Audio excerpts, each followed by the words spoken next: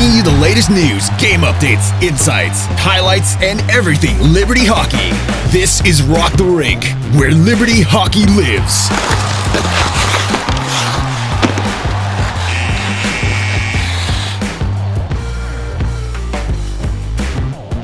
Welcome to another episode of Rock the Rink. Normal crew is here. We're going to get into a little off-season talk. We also have Josh Wagner, Men's Division III coach, coming up here in just a little bit. But lots of change this off-season, everyone. Like we all have been talking about it. It's going to be a really interesting year. Let's get into the losses first. Matt Bartel, the C, going. Brett Gammer, an A, gone. Nate Albers, an A, gone. Schwenke, an A, gone. Then you have Foltz, Clark, Ottenbright, Bladen, and the biggest loss probably is Hunter Verostic. This is going to be a very different looking team heading into next season with so many veteran leaders that you kind of gotten used to. Like you think Liberty Hockey, some of these names pop into your mind, right? And they're not going to be on the ice anymore. So you still have that top line of Calendike, Olsen, and Versalono. And after that, you have your players that you have a lot of faith in, like coming out of the woodwork here with Sam Feemster this year, and you're kind of like, okay, he's going to be able to provide some secondary scoring. But outside of that, boy, this forward unit is going to look vastly different next year. Yeah, it really will. And I think that's good and bad at the same time, right? Like, because, yes, it's when you have not only good playmaking with the group of guys, you had a lot of two-way playmaking too, right? Like multiple guys can do it on both ends of the ice. That's going to be the tough part too, to replace that and also to replace that leadership and that national experience, right? You can't replace experience, but I do think, and this is the part I do love, you have key guys still returning, like you just mentioned, that all provide a good amount of playmaking. Also Ryan Finch in there, right? Like, that's right. I'm writing out the lineup. The lineup right now. Yeah. We're gonna, and this will be fun when we get into some of the guys that have signed where you plug and play them. But and so you have him. You also have. We'll see what they do with Mason Smith, who I think they should move back to a forward. I concur. And then you bring in like a lot of youth. I think they could bring in some good, hungry energy to the group because you have still a good core coming back that can help lead the way while they provide good, youthful energy playmaking. I'm just trying to think in my head of like, when's the last Liberty hockey team that didn't have a Gammer on it? Like, when's the last it's coached been a team like that? 2018, 17? Yeah. Probably 17? I would say that 17, 18 year? Yeah, so I guess... 16, 17. Is that when he came on? 16, 17 is that big class that came in with Thompson, Quinn, and all them. And then he came in the next year. Right. It's 17, 18. Yeah. So that spring of 17 was the last time that there was not. Because he came in with the Bow Show, I think. Yes. Basically, it's been 7 years. It's crazy. Almost a decade. That's nuts. Wow. It's weird coaching siblings and then like they're finally gone and just like what a huge era that. Is there any other gamers running around? We're gonna have to wait for the kids now in like 20 years. That's right. Hopefully not. Well, it'd probably be about that amount of time. 20 years from now, and we'll with get some like Albers, right? He had a brother that played. Yeah. No, that's true. The next Albers brother is literally taller than all of them. Like, there's another one? Yeah. Oh, yeah. Is he a hockey player? Another one coming in. We're going to hope. But you hope he's a D. Yeah. If he's that tall. Those guys with their size, being from Texas, like a couple things come to mind. One is tight end. Like, why are you not playing football somewhere, just as a tight end? The other one is a pitcher. Like, could you see those guys on the mound, like 6'4", 6'5", throwing mid-90s, coming in with a slurve after? Like, that's a great pitching name, Albers. Yeah. It is good. Yeah. Anyways, Yeah. No, what were you doing with your life, Nate? No, I'm joking. It's random, but he kind of looks like one of the Giants. I'm a Giants fan. He looks like one of the Giants relievers. Like, now I just can't get that out of my head. Oh, really? Do you know what the name is? Tyler. He has twin brothers, Tyler Rogers. Okay. Tyler, I'll have to look that up. Same kind of face. Dub can do a little magic. That's right. Put a picture of it together. I've seen the boys throw a football. They definitely have never touched the big screen in their life. Just put it that way. Yeah, it's always a little ugly. The spiral, right? Yeah, exactly. There was one Nationals we had a football, and a couple guys came out. They're like, "Oh, I just YouTubed how to throw it." I was like, what is happening? Yeah. A couple of our Western Canadians. Yeah. Oh, I'm kind of curious. If you guys just did it like off the top of your mind, who do you think could throw the best spiral on the team? Just totally like look and just thought process, athleticism, all that I never stuff. ever go against the athletic and just like, how are you good at this capabilities of Joe Clark? Oh, yeah, that's okay. I Yeah. can see the football. Yeah. Joe is great at absolutely everything Right. he touches. Yeah. Pickleball, softball. I'm gonna guess that he can launch a football. I feel like Colton Kovac. I was gonna say Like that. he just kind of seems like that. not a chance. Not a chance. Western Canadian. I know. It's just It like, ain't gonna happen. summertime, Sorry there, nothing to Colton. do. You're just out in the field and just playing with the boys and just launching this thing, killing each Yeah. other. I don't know. I could I think see DJ it. Schwenke would be. That's a good. Yeah, it's a good pick. You're gonna see a bunch of them just sending videos Of like throwing the football. like it. Yeah. Yeah, that'd be some That good- would be a some fun good- challenge to them Now, who listening. can't throw a football? Yeah. Like who has the best spiral? Throw in your vids, and we'll put them on here right after this. Yeah. Quick story on that. We're at Nationals. We're in St. Louis. The hotel's right next to an outlet mall, so massive parking lot. There's a car, like a really, really nice car. I don't know what it is. I'm not a car guy. Sitting alone by itself in the parking lot.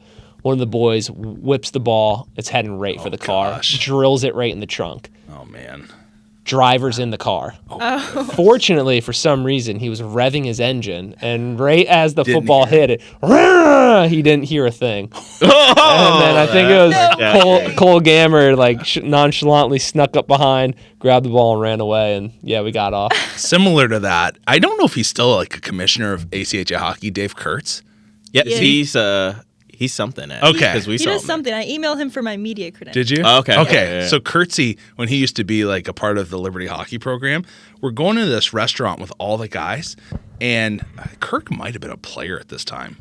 Anyways, we're going in. You know how the mirrors on cars are like breakaway mirrors? Well, these Yeah. two cars were kind of close together, and the husband and wife are in the car. He didn't see them. He goes up and just takes their mirror and folds it in right on them, and I'm just like, sorry.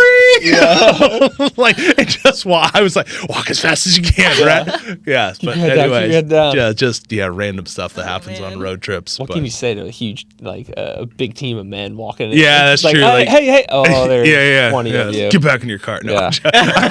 No.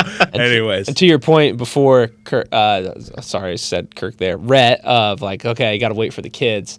Now that I know who DJ Schwenke's father-in-law is, That's that's right. right. Yeah. cannot wait. Yeah. Cannot wait to be coaching Right. that kid all these years later. Oh, for sure. For that reference, Yeah. go back and listen to last week's podcast with President Don DeCostin. That was a beauty. Yeah, He'll so have a- he would throw a good football then. You'd think, Yeah. yeah. He's got to, to gain respect. But then the kid's Yeah, gonna have sure, right? he's gonna have a tough choice, right? Like football or hockey, right? Oh. Please the granddad or please the dad, right? You Yeah. always please the grandparents, kids. There's more money in football too. As much as I love hockey, Just just true. Yeah. Also, the grandparents give you more money too. So right? Yeah, we're going down the list here of good things to do. All right, let's get back on track here with Liberty Hockey. First and foremost, we mentioned Hunter Verostic has left the program. He's actually gone pro, signing with the Columbus River Dragons in the FPHL. The River Dragons, one of the top teams, 31-4-3-4.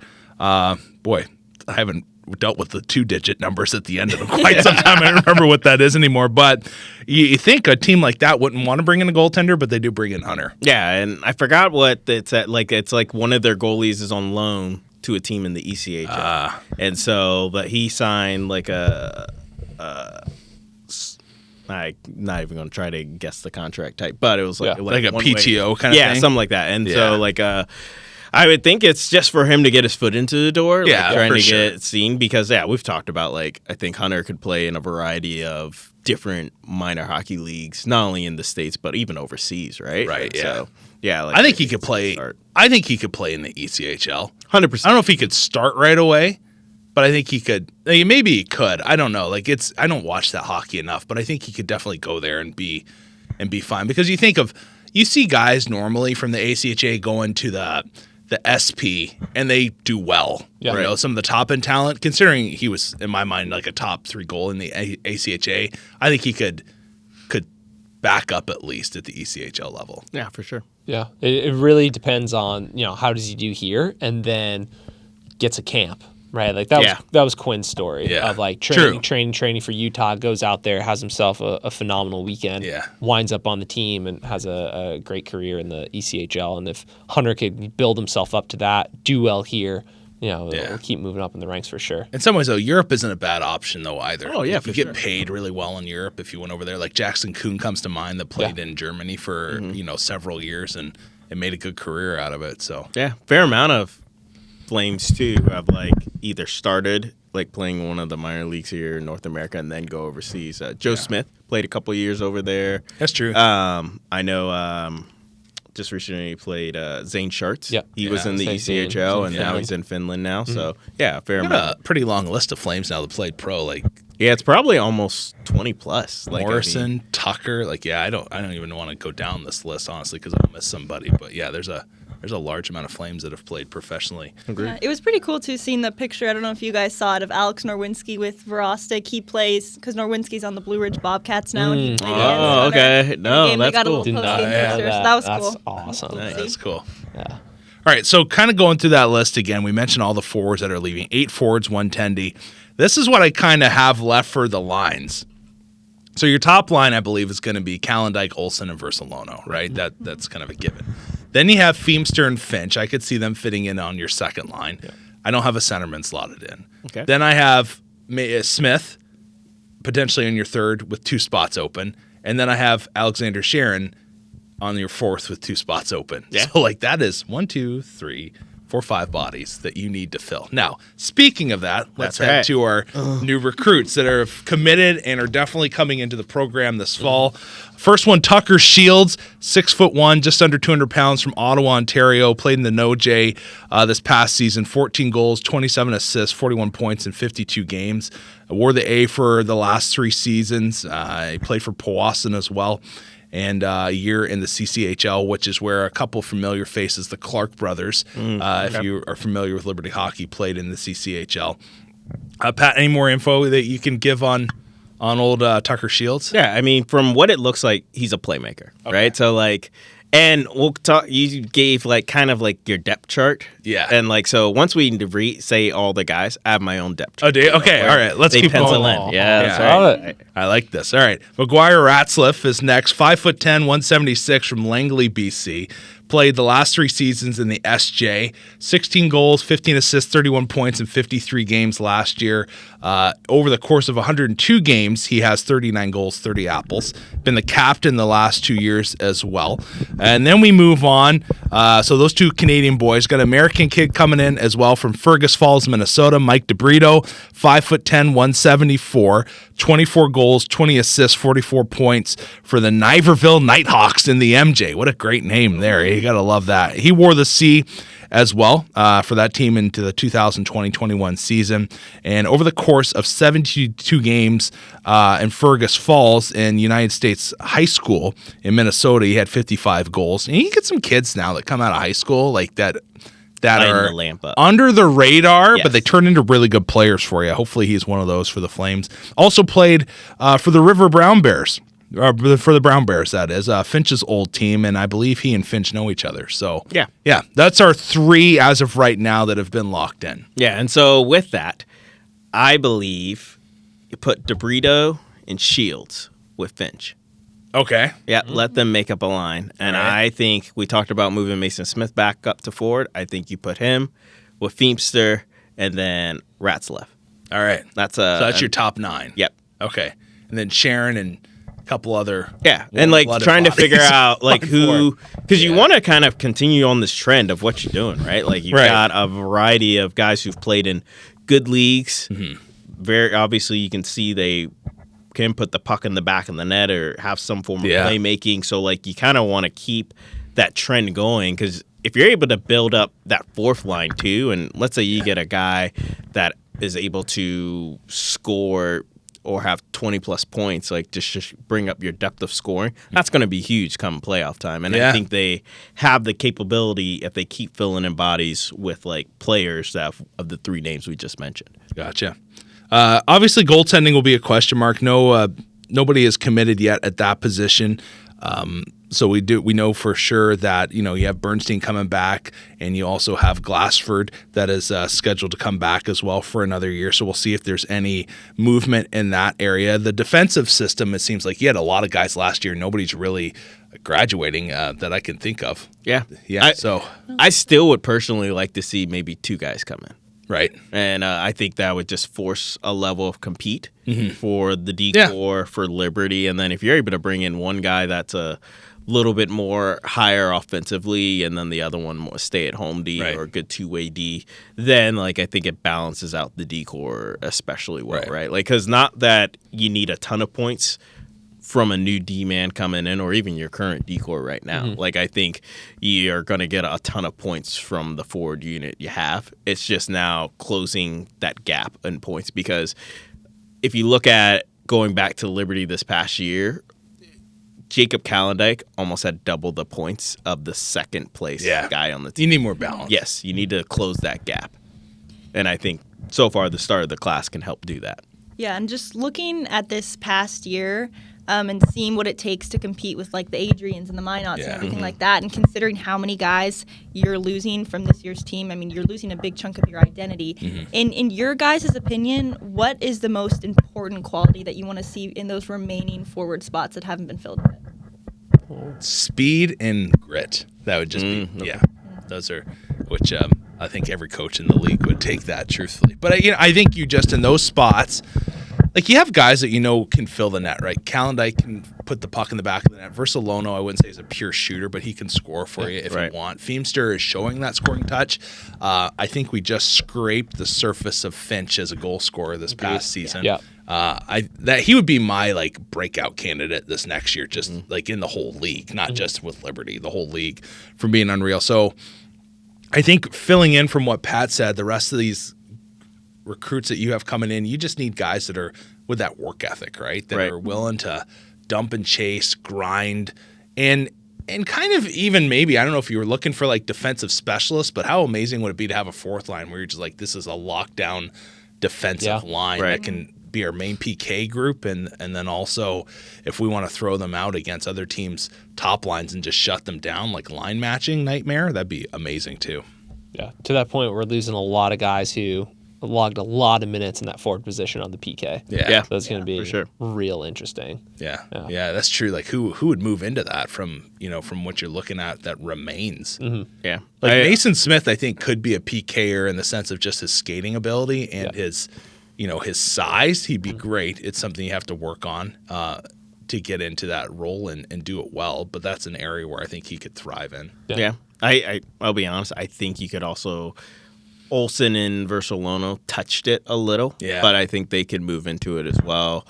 That's just a lot. The only thing that's a lot of minutes for those two. Oh, I think it's going to be a lot of minutes for the top 6. Yeah, okay. Just in general, right? But I think also some of those guys are going to want it, right? Too, yeah, right. So, and then I'll be honest. I think if he's able, you're going to have to work with him on it, but because of his playmaking and his ability to probably wreak havoc, I would like to see Finch out there. Yeah. I think his speed would create some problems and lead to breakaways. Yeah, if you had Finch and Olsen out there, they would create tons of odd man rushes. Yeah, it reminds me of a Roman Lamoureux this year on D2, always getting those breakaways. Right. Yeah. All right, speaking D2, any guys you could see making the jump? A few, but I'm not going to talk about it. That's I will. Because I think Higgins with his size could be a fourth line kind of looking guy, maybe third line. Yeah, very impressed with what I saw from him at Nationals. Yeah. Right. I'm glad you brought it up because my boy Higgy, I've been saying it for over a year. At Nationals, he was unreal. Yeah. I think he deserves a look, right? And we've talked about this previously. There is an element to having guys play a full year of D2 and gain that regular shift, a lot of ice time that we've seen them thrive at the D1 level. And, Andy Clark was one that played a year of D1, went down, played a year of D2, rolled with it, and then he turned out to be a really solid two-way center for Liberty D1 as time went on. And like there's advantages to having that team. And I think in years previous, I don't know if Liberty's used it to its full capacity, but it'd be interesting to see if there is a guy, a body or two that can make the jump up from D2 to D1 and see what they could do. I can say this: my boy Higgy really impressed Kirk with. I forget which game. What did he score a game winner or send us into overtime? He scored a game winner in the first game. Okay, versus Providence. So he comes into the dressing room during intermission, says, like, the goalie doesn't completely hug the post when you're coming wide or something like that. Something along those lines. And then that's how he scored the game winner, right? Just squeezed it in, a tight angle shot where you're like, boy. why would you shoot that? But he just knew. Yeah, he's got that IQ. He knows what's up. I like it. Yeah, and it impressed old Kirky. He was fired up. That's good. All right, here's another fun question for you. Is there any defenseman that you think, because Liberty seems to have a plethora of D, that could make the jump to forward if you needed one? From D1. Oh, like okay. D1 defender that just say, hey, we want to try you out as forward. Because you think coming back, you've Reed got Bogenholm. I could see Reed because he's got speed on the back end, right? Like, and he's got the hands skater. too, right? Like, so like, I don't know. I'm sure he wouldn't want to, but like, he's one of the guys that comes out to mind because of his speed alone. Like, I think would create problems. And I'm not going to answer your question, but like defensively this year, if we have the roster we have right now, it'll still be, in a way, a new look D. Just because of guys coming in and out of the lineup for various reasons, injuries, Reed missing half the year. Like, we haven't really seen, like, this group of guys play out a whole season. So I'm looking forward to that. Like, it'll just be interesting of what is that like, healthy bodies throughout an entire year and how that D-core really, really comes together. Yeah. Here, this just came to my mind. Can I throw out one more crazy idea at you? Give me all the crazy. Ben Hughes is going to hate me, and that's okay. But another one, if you just purely needed an offensive spark, like a line 2 guy, like Lamoureux, like he's small, but he's quick. And if you just let's just say you wanted a guy that could just set up Ryan Finch, Lamoureux would not be a bad choice. Yeah. I don't care about size, really. Okay. Like, yeah. Does he have the like you? Okay. Here's a question you can answer. Does he have like the physical strength in that frame to be able to handle a season of D1? I would say yes. Okay. Judging from things I've heard, things I've seen, coaching his brother. And then 2, it's not necessarily like the physical strength. It's just the IQ to not get blown up or not put yourself that's in true. bad situations. For sure. And so we've seen players throughout their years of freshman, sophomore year, incredibly injury prone, everything, if they're a little undersized. And then junior, senior year, they never get hurt. And how is that? They just realize, like, okay, this isn't junior hockey anymore. I can't just go around trying to make big hits because everyone's just kind of bigger than me. I need to adjust my game. And I'll just use him as an example. It's a tough one, but like Quinn Ryan never weighed over 170 pounds the entire career he played here at Liberty. That's crazy. And he missed only, let's just say, 1 weekend of games his freshman year because he rolled his ankle playing soccer at church, right? Like, very, very injury-free just because like he had such a high IQ, kept his head up. So when you bring a player in like that, it doesn't matter how big, how small, whatever else you are. If you could play, you could play. I was just kind of, I hear you. I was looking up, I got distracted looking up Higgins' like size and weight, and 6 foot, 180. Like he could, he's a sizable gentleman. Yeah, he could fit the bill. And he'll keep developing too. Like he's truly right out of high school. He never played junior hockey. Oh wow. So I can't think of anything better than allowing Coach Hughes, Coach Garland to do what they do, and that's develop these guys. They do such a great job developing their players. I like it. Yeah. I like it. That's gonna be interesting and fun to watch. Select Camp is coming up April 25th through 27th. You usually see Liberty try to nab a couple more names at that point. Yeah, I think that will be where we see a majority of the class come from. Yeah. Okay. Yeah, that's I feel like been the MO the last couple of years. So like the fact that you have 3 good players to start already, and like biggest part we didn't even talk about. All of them have won a letter at some point that is during big. A good part of their career, right? So that, and on multiple teams, so that shows like other teams respect not only their ability but their character too as a person. Yeah, that's so huge. That's big as well. And prospect camp is always such a big opportunity for recruiting because a lot of these junior teams are still playing. Yeah, right? So especially if they're still playing right now, off-season mode isn't there yet because they're still trying to make that push in the postseason if their teams have made it. So yeah, expect some more bodies to kind of show up there and then kind of get added to the lineup for next year. Yeah. I'm excited. I don't have to work that weekend, so I get to There you go. check it out. Yeah, that'd be fun. That'd be fun. All right. Before we move on to Women's Division I, special interview coming up right now. We managed to get in Josh Wagner of Men's Division III. All right. Well, pleased to be joined on by head coach of Men's Division III, Josh Wagner. Josh, thanks for coming in. I'm sure it was a whirlwind season for you. First year as a head coach. Kind of take us down that road. Like, what was this year like? How much did you learn? And, kind of give us your overall take on the first year. Yeah, thanks for having me on. I appreciate it. It was crazy coming in, literally a week before tryouts. We literally got in, 4 days before tryouts started, and it was kind of a whirlwind of just, information coming at me and all this stuff. But, I think we had a really good group of guys and responded well to the new group of leadership. All three of us coaches were new. The schedule was already set, so we're kind of just going with what we already had. But yeah, I think the guys that we had were great, and we were able to get a couple guys out of tryouts that were really good and just kind of respond with good players that were able to adapt to what we wanted to do and kind of just all mesh together, which helped a ton. I think that it was a lot of, like I said, a lot of information coming at once, but we figured it out, and I think it was definitely a good learning curve for next year and years to come. So.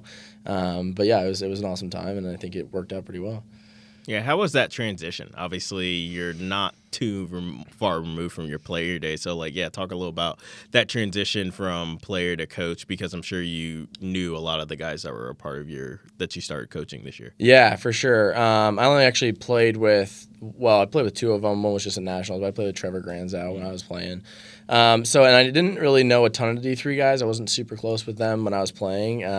So it wasn't too terrible. I had to learn a lot of them, but it was a little bit different, obviously, knowing some of them, and Michael Williams and Wes Berry and stuff like that. Everybody knows Michael Williams, right? Yeah. So it was a little bit different. Obviously, that role from friend, player, to coach. But, I coming in, I wanted to be a little bit different of experience from past coaches they may have had, whether I was, just because it's a new era of coaches, younger coaches coming in, and where it's kind of, I want to be approachable. I want to be, somebody that they can come and talk to. And so I felt like I was able to do that a little bit, and I definitely learned a lot from that for next year and how to approach that and stuff whatnot. But the transition wasn't too bad. It was short, but it was good. So, it went really well, I think. Yeah, and now that you have a year under your belt, what do you think is the best part about coaching, and then maybe the most difficult part about coaching as well? I think that it's very rewarding being a coach. I think especially with the new guys that came in, that whether they knew the other guys on the team or not, I was able to kind of try to pour into their lives a little bit and see them grow from the beginning of the year, where we were struggling to make simple, at cross ice passes, and then towards the end of the year, we were, firing on all cylinders. And not that was all me, but it was very encouraging to see and just kind of see that. I think that was the most rewarding part. I think difficulty-wise is just it's just a quick reaction, stuff on the bench. I didn't realize how much of a mental toll coaching takes when you're on the bench. I get up from a game, I'm just standing there, but I'm tired. I'm geez, because it's just thinking a lot and communicating with other coaches and stuff. And I think that was the biggest learning curve for me, is realizing how much it actually is a mental battle for coaching, and just knowing what you're doing is stressful. So. Yeah. For sure. Heading into this offseason, it's obviously hard to recruit for D3 because you got two teams above you that have their pick of the litter. But what are you looking to improve in your group heading into next year? Which, even though it's a ways away, it comes quickly. Yeah, I think at the D3 level, a lot of talented players, but it's not you have NHL level or NCAA level skill, right? So it's a lot of get the puck in, go get it, grind in the corners, and that's kind of what we have been preaching the whole year. And I think since I came in so late, we spent most of the year just trying to instill that in the guys, and hey, it's just 100% get in the corners. And so I think now that we've kind of had a year to do that, next year the guys that are here already and the leaders on the team will be able to instill that in the freshmen a little bit easier and the rookies. And So I think that'll be easier next year. That took me most of the year to kind of get that instilled. And we still struggled with that at nationals. I honestly think that's why we ended up losing. It was just that drive to win. It just wasn't there. And that's hard when you have players that are coming in. They want to have fun, but they also want to go to college. Stuff like that. It's D3, right? So you got to kind of have that balance. Let's insert this real quick. You know, like you said, you came on like a week before season starts. Like, what's that conversation like with your wife? And just be like, hey, something just came up. You know, like, how did that go down? Well, we were actually in Colorado and at her parents' house, and I had talked about just assistant coaching. Yeah. Hughes called me. He's like, hey, just apply for the head coach. I was like, all right, well, that sounds good to me. Like, that'll be fun. So I did, and then I didn't hear anything for like months. And I was like, I went and talked to Jeff, and I was like, hey, like, you know, can I have some information on this? He's like, oh, I think we might go with this other guy, blah, blah, blah, right? And then like a week before the season starts, he like calls me. He's like, hey, do you still want to coach? This guy's not working out. And I was like, oh shoot, like, yeah, let's do it. So I told It's like Mike Babcock. So I told the wife, and she was like, oh sweet. So then we got after it, but yeah, it was definitely didn't have a lot of time to like process that before I started getting into it. But it was fun. Nice. What's it been like? Because obviously you played in the ACHA, but now you're coaching in the AAU. Talk a little about the differences between the two leagues. I honestly have loved the AAU this year. Obviously, like they've been a little bit in the AAU, and like so Graham made some good like foundational relationships there. Right. But I mean, Andy Musta, who's the commissioner of our league, like great guy. He talks to me all the time, calls me, hey buddy, how you doing? You know, like that kind of thing, and I really appreciate that because it's just helps me kind of just. I mean, feel like I can get information. I'm a big, like, I need all the information. I don't like going in blind, right? So, like, I think that has been huge. And I don't know a lot of the logistical side of the ACHA because I was just playing. I didn't really care, to be honest. But, yeah, I think the AAU, they run a really good ship, and they do a great job. So, communication there is great. So, I've appreciated that. Yeah. For sure. And next season, even though you are going to lose some of your guys, what excites you the most about the guys that you're keeping and the team you have going forward next season?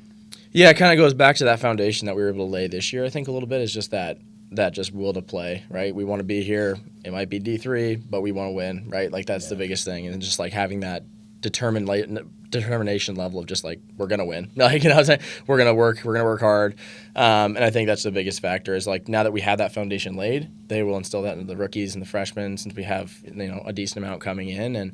Some of the guys that I have looked at are from, varsity high school or elite or premier or whatever like that. And so they're going to come into older, stronger, faster guys in college, right? So having that instilled in them early will help a ton. So I'm excited to see how the leadership we have on the team already will lead those guys for sure. Talk a little about, I know coming up real soon, you guys have your All-Star game, right? Yeah. Like talk a little about the guys that have made the All-Star game, but then, the opportunity to be going down there with your team and not only showcase them a little, but also showcase the program too. Yeah, for sure. I mean, it's a huge honor for, just me as a coach to be able to go on my first year. Like, that was kind of unexpected. I didn't really see that coming. I'm assistant coaching with the High Point coach. But, yeah, it's going to be awesome. We have 5 guys that originally got picked to go, and they just said, hey, let's see if these guys want to go, and it's a pretty cool opportunity. They basically make a team from each league, so we're the ACC, and then each team from there has a team, and we go play. And then 2 guys from one of the other schools, the school wouldn't let them come, something like that. Something happened. I'm not 100% what it was. So they're like, hey, bring 2 more guys. And I was like, oh shoot. So I texted the guys that are going and I was like, hey, who do you think deserves to go? Yeah. It's a big thing. And first guy, Mikey Williams. So there we go. Mikey, they're like, he works out too much to not go. So, so Mikey Williams going, and then Luke Bassier is going to go with us as well. Cool. So we got a big group going. We leave on Thursday morning. But it's going to be huge. I mean, we play 4 games in 3 days, so it's going to be a bagger for sure. Yeah, it's going to be a lot of fun, and it's a big honor for all the guys going. So. Yeah. Who's that original 5? It was Connor Diem, Jake Knoll, Aaron Spuler, Trevor, and AJ Bugan. Okay. Yeah. So I think AJ is the only freshman. Yeah. So other than that, we got a couple older guys going, but it'll be really good. Yeah, I heard rumors from the guys that you're going to be staying on a golf course. We are. We're staying on a golf resort. Yeah, we're staying on a golf resort. However, we're playing 4 games in 3 days, so I don't know how much we're going to be able to golf, and nobody can take their clubs, so we'll get some rentals. All right, Josh, great talking to you. Thanks for coming on. We'll do this again in the near future, I hope. Yeah, thanks for having me on. I appreciate it. Great to have Josh on the show, and obviously best of luck to him this off season. I can't imagine coming into a program 1 week before things are basically about to start up. Absolutely crazy.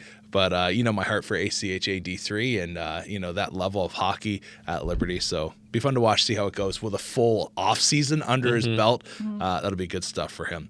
All right, before we move on to Women's Division I, we usually have like a little fun bit here. Did you guys, anything Eclipse fun this past week? Did you guys do anything? I stepped outside from class. Did you? Yeah. And Did you see it? Yeah, I borrowed my friend's glasses. Yeah? It was epic. Yeah. Yeah, it was pretty neat, eh? Did you guys catch anything? I looked outside my house. I was like, it's cloudy.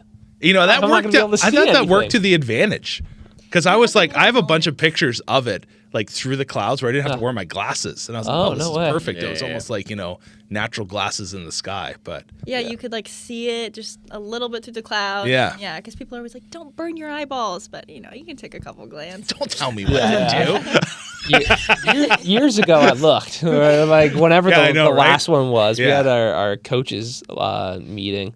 And we went outside, and everyone's wearing glasses, nerds. And then I'm like looking up there, and it's not like it starts to get hot. It's it's instantaneous. Oh, yeah. And like I was Burns seeing ya. spots for a little And then bit. you had like Yeah.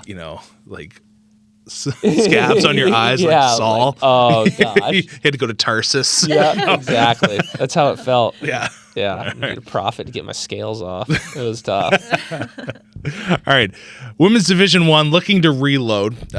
Boy, this is again, it kind of throws you off when you're so used to talking about a national championship. Yeah. And sooner or later, it was going to happen. This was the year it did happen. A quick look back on the year: Flames finished 22-3-3, conference champs. Third in the nation is how they'll finish. Made it to the Final Four every season since 2013. Absolutely crazy. Finished number 1 in the nation 7 times in that stretch, twice the runner-up, 3 times third. No team in the ACHA with a stretch finishing in the top 5 or more than 10-plus seasons. So just interesting stuff here. They lose a fair bit, but they also now have some recruits coming in. This is what they have so far. Chloe Lounsbury, versatile forward coming from Minnesota. Presley Ellis from St. George, Ontario. Haley Lee from Surrey, BC, and then Brooklyn Adams from Action, Ontario. So let's kind of go through this, Pat. I'll let you kind of give us the scouting report from what you have here. I don't want to steal all your notes on these players, but yeah, you kind can of take some of them. Okay, all right. We can go first with Lounsbury. You said versatile forward, 3-sport athlete, which I'm sure Curry you love to see. Fires me up.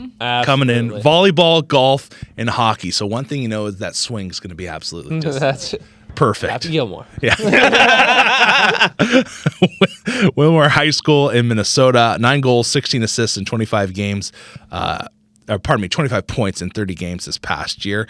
Then Presley Ellis. If you guys have a note you want to jump out and hit, feel free to jump in. Versatile, potential diamond in the rough, you could say. 5 goals, 15 assists, 20 points in 43 games for the Cambridge Rivalettes. Played in the OWHL U22, 4-time Brant County chess champion. There we that's go. big. Yeah, that is yeah. big. Let her IQ, just yeah. get her on the coaching staff when she's done. Right. 800-meter conference champion as well. Do you love to see those track athletes in hockey? Yeah, absolutely. So, especially, we'll make a quick note here of the 800 meter. It is by far voted on by everybody the worst, most painful race in all of track and field. So that just shows you she's got it mentally and she's got it physically. Like she could just push through. So extremely exciting. What's one sport that you see if like an athlete's come in playing that sport, you're like, yes, you think it translates the best? Yeah, so the sport I think translates the best to hockey, and unfortunately they will never play it because of the interference, is basketball.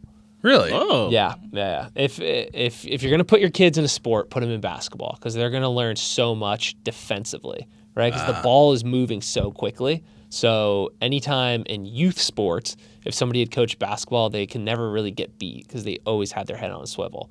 So unfortunately, we don't have many basketball players here in the hockey world, but that's kind of just my overall opinion. They learn defense, they learn timing, spacing, head on a swivel, all that, and the hand-eye coordination that goes along with it. Is there one player that comes to mind that had ups that could dunk? Not one that could dunk, but historically, the best goalies I've ever coached were always the fastest and the highest jumpers on the team in some sort of way. So, I'll think of Amanda Story, not incredibly gifted with her vertical jump, but like could just crush a broad jump, just really crazy. So on the men's side, Hunter Verostic, Truett Olson, incredibly fast, gifted, and then Mason Smith. Yeah, he jumped in my weight room, and I don't want to say it's a low ceiling, but hit a light and broke it with his head. Really, really frustrated me because there was glass everywhere. But that's impressive nonetheless. Yeah. Wow. Yeah. That's fun. Did he cut himself? He didn't, but I realized right then and there he might need some academic help later in the future. If you're going to be smoking your head with a light. But anyway, for Presley, incredibly excited about the 800 meter. Yeah, awesome. That's solid. Haley Lee, and we mentioned Surrey, BC, a speedster, hard hitting. I don't know how that's going to translate. We'll see. Not too many trips to the sin bin. Dynamic skating style, 12 goals, 18 assists, 30 points in 28 games. Got to love that. Played for Delta Hockey Academy. And then Brooklyn Adams, technical and talented is what they say. Another 3-sport athlete with lacrosse and field hockey.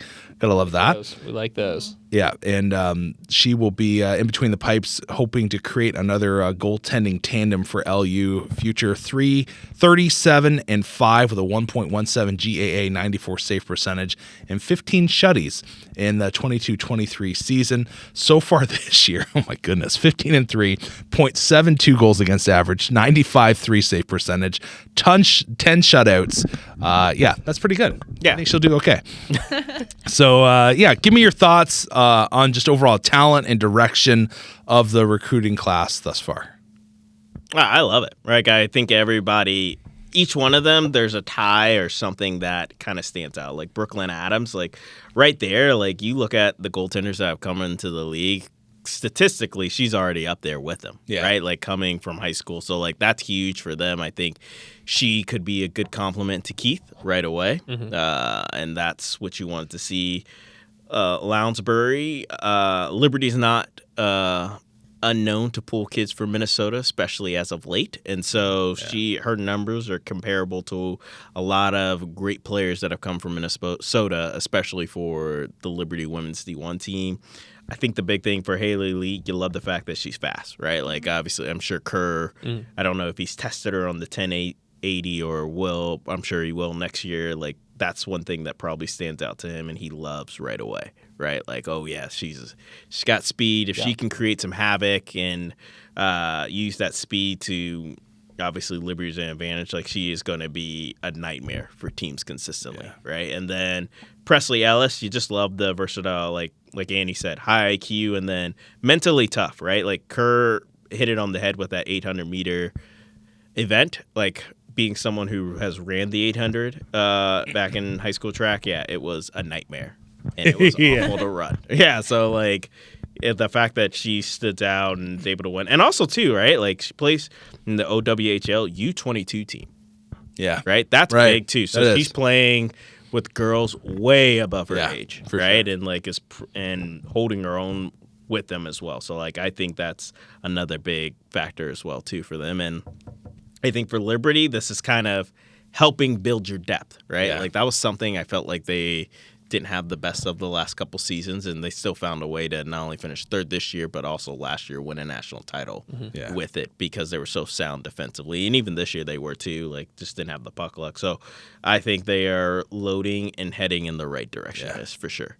Real quick about Brooklyn Adams, I think we got auto-corrected here. I'm pretty sure she's from Acton, Ontario, which I understand how it turned into Action. Oh, okay. Yeah. So multiple things that said Action. Really? I wonder if they all got auto. I was just looking it up. I was like, I've never heard of it. There's a good chance it's autocorrect, but like when I looked it up, because I was like, that doesn't sound right too. But I was Action Ontario. The only thing that pops put it in up, prospects, and maybe then Prospect Elite, and it could tell me. I'll look it up. If not, we'll see. Interesting stuff. I've never heard of Action Ontario. If it is a place, I'd love to go there. It is a place. Sounds like it'd be fun. Oh wait, no. It says Acton. You're Acton, right. yeah. Which I've been to Acton a couple times, but anyways, we'll see. Acton. Yeah, right. Miss Adams, if that is the case, we're sorry. Yeah. Anyways, all right. Also, select camp coming up here end of this month, 25 through 27, the same as the men.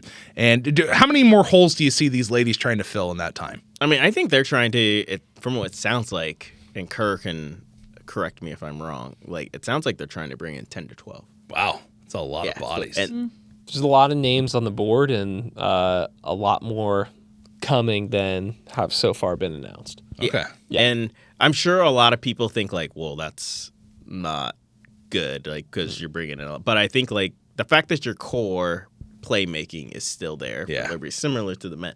I think having that many bodies isn't going to hurt you. Like let's go back through Chris Lowe's tree, right, of when he has had success. First year as a coach, 7 new players, national title, 1 loss in the year. Year after COVID, you bring in 8 new players, including 2 goalies, national title. Year they go undefeated, the next season, 9 new players, national title. Yeah. So he's no stranger to bringing in a ton of talent and having that talent pay dividends because they're so deep, right? Yeah. Like, and I remember that year they went undefeated. The top score was Haley Battles that year, but she only had 30-some points, right? Because their point distribution was so spread, and that's what you want. And I think that will be the big key for Liberty now. Like you're gonna have so much depth this season, like it's gonna pay dividends for you. Wow. And then it keeps like now your top girls even more fresh because you'll probably be able to roll 4 lines more consistently this year too. Gotcha. Well, it's gonna be a lot of fun to watch. That's gonna be if you're a Liberty hockey fan, it's free. Come on out and watch 25 through 27. People can actually just go watch. Oh yeah. Yeah. I didn't know that. There you go. Venmo Just take me. a break from studying for those finals. Yeah. You can Senioritis will be in full force for you Yeah. by It's that already point. in Yeah. full force. I'm just Could gonna go watch the Venmo process. Kurt or the pod. Yeah. that's right. Set up a Venmo to help fund our efforts. Yes. There you go. Yeah. Is there question? Is there a like final game?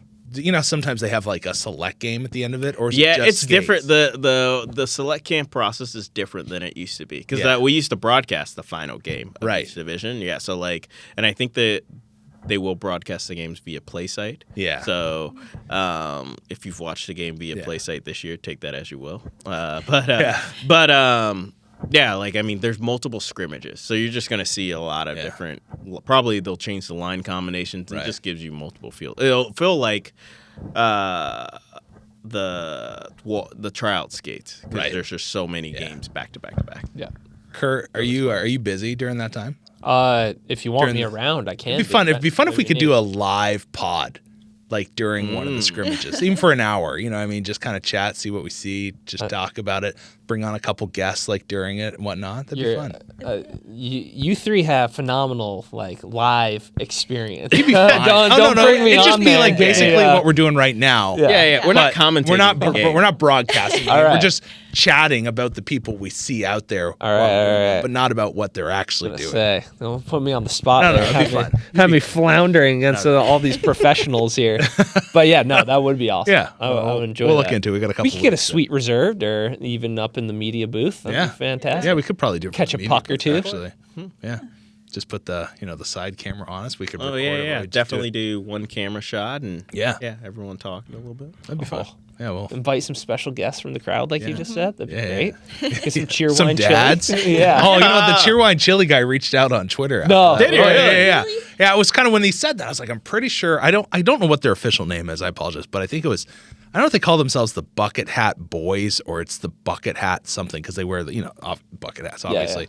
But I was pretty sure I knew who the guy was. And I've heard good things about them. He's a big Liberty fan, and If he wants to bring some cheerwine chili here, I'm all about it. for I'm that. a big I love Prospect chili. camp. Yeah, I'm a big chili guy. Are you? Oh yeah, all right. all a about live chili tasting? cooking. That would be great. That's just like give me the bullets. It's like those little kids you see them eat ice cream for the first time and they just reach out and grab it. Yeah. Just be like, Yeah. anyways, good stuff. All right, Dub. Before we get off, what is the kind of the podcast plan for those listening over the next couple weeks? We're gonna do definitely a select camp recap. Yeah. The plan is to hopefully bring in also Coach Handy and Ben Hughes back on as well, and then hopefully as well Coach Lowe's and Reno on as well too. Sweet. Talking about their team, but also talking about the women's select camp because I think this might be the first really big official one they've ever done. Awesome. Yeah, as far as I know, yes. Yeah, so that's cool. All right, good stuff. Well, keep your head on a swivel out there, play some basketball. That's and, right. Keep your eyes out and ears out for us in the coming weeks. This has been Rock the Rink.